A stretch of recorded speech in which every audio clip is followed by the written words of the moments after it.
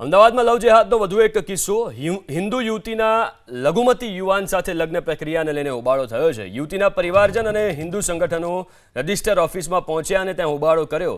લગ્ન માટે યુવક યુવતી વકીલના વેશમાં આવ્યા હોવાનો દાવો, બંધ બારણે લગ્નનો પ્રયાસ થતો હોવાનો દાવો કરવામાં આવ્યો છે અને હોબાળો મચાવવામાં આવ્યો, જેના દ્રશ્યો સ્ક્રીન ઉપર છે।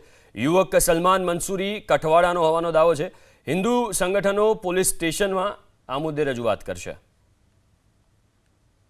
ઘી કાંટાની રજિસ્ટ્રી કોર્ટમાં લવ જેહાદનો કિસ્સો ચાલતો હોવાના હિન્દુ સંગઠનો તરફથી આક્ષેપ કરવામાં આવે છે અને હાલના તબક્કે હિન્દુ સંગઠનો ઘટના સ્થળ ઉપર પહોંચ્યા છે। દ્રશ્યો સૌથી પહેલાં અહીંયા આગળ આપણે બતાવીશું। જે હિન્દુ સંગઠનો છે તેમના આક્ષેપ છે કે એડવોકેટના વેશમાં મુસ્લિમ યુવક અને યુવતી અહીંયા આગળ આવ્યા હતા અને કારણ કે રજિસ્ટર છે તે મુસ્લિમ હોવાના કારણે આ જે લવ જેહાદનો કિસ્સો છે તે અહીંયા આગળ બન્યો। ચંદ્રેશભાઈ જોશી અહીંયા આગળ આપણી સાથે જોડાયા છે, તેમની સાથે વાત કરશું। ચંદ્રેશભાઈ, શું માહિતી મળી હતી અને સીધા આક્ષેપ છે તે રજિસ્ટર ઉપર છે, શું ઘટના શું છે આખી? 4 મહિના પહેલાં દહેગામ પોલીસ અમે અરજી આપી હતી કે અમારી હિન્દુની લડકી મુસલમાન છોકરો લઈને ભાગી ગયો છે।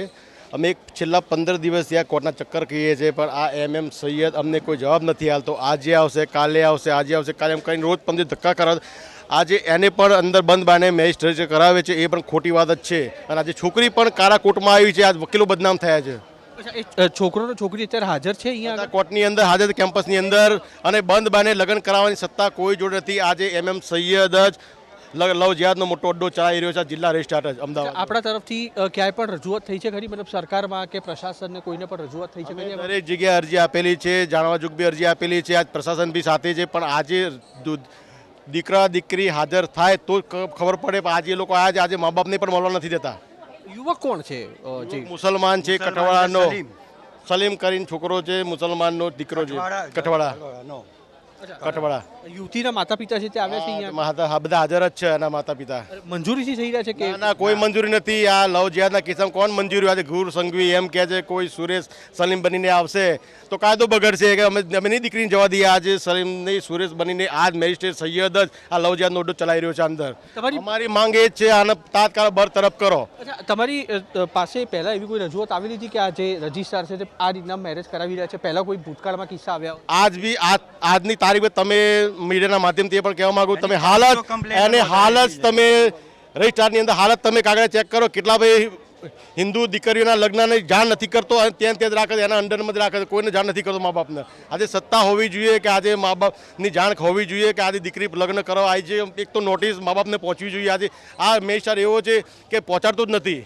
હવે વિશ્વ હિન્દુ પરિષદનું સ્ટેન્ડ શું રહેશે? ક્યાં સુધી તમે લોકો અહીંયા કરો? અમારે આની બરતરફ જોઈએ, દીકરી અમારા જોડે જોઈએ અને આની તાત્કાલિક ડિસમિસ કરવો છે MM સૈયદને, અમારી માંગ છે। રજિસ્ટ્રાર પર સીધા આક્ષેપ થઈ રહ્યા છે। વિશ્વ હિન્દુ પરિષદનું કહેવું છે કે જે રીતના લગ્ન કરવામાં આવી રહ્યા છે, લવ જેહાદને ખુલ્લું પ્રોત્સાહન રજિસ્ટ્રાર આપી રહ્યા હોવાના આક્ષેપ વિશ્વ હિન્દુ પરિષદ તરફથી કરવામાં આવ્યા છે અને તેના ભાગરૂપે તેની સામે કાર્યવાહી કરવાની પણ માંગ ઉઠી છે। કેમેરામેન કુણાલ ભાવસાર સાથે કુશાંક સોની, ABP અસ્મિતા, અમદાવાદ। અમારી ઘી કાંટા કલેક્ટર કમ્પાઉન્ડમાં રજિસ્ટ્રેશન ઓફિસ નંબર 1 છે, એમાં એક લેડીઝ અને એક જેન્ટ્સ બંને વકીલ ન હોવા છતાં વકીલનો કારો કોટ પહેરી અને અહીંયા ખોટું રજિસ્ટ્રેશન કરાવવા આવ્યા હોવાથી અમે કારંજ પોલીસ સ્ટેશને જાણ કરતાં તેઓ આવ્યા છે અને તેમની હાલમાં તેમના વિરુદ્ધ કાયદેસરની કાર્યવાહી કરવાની અમને બાંહેધરી આપી છે।